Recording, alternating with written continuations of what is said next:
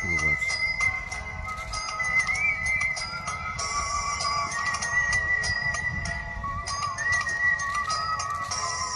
মাঝখানে একটা মাছ বসার জন্য।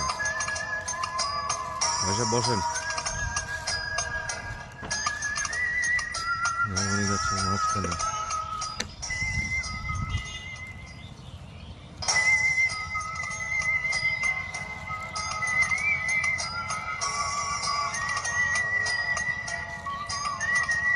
খেতে কাজ করার পরে এখন হয়তো বিশ্রাম নেয় মানুষ।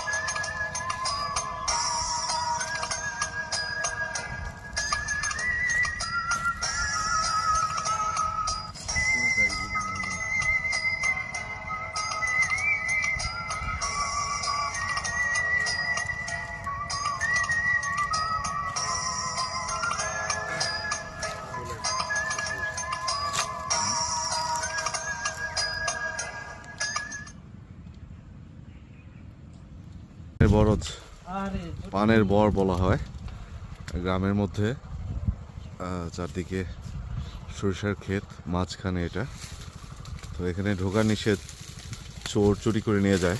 আমাদের বিশ্বাস করে ঢুকতে দিচ্ছে, আমরা পান চুরি করে খাবো না আর কি। দারোগার বড় ভাই হিসেবে ঢুকতে দিল। হাদি ভাই সব ছবি তুলছেন। এগুলো পান, এগুলোই ঢাকায় যায়, আমাদের ঢাকায় যায় এগুলোই না?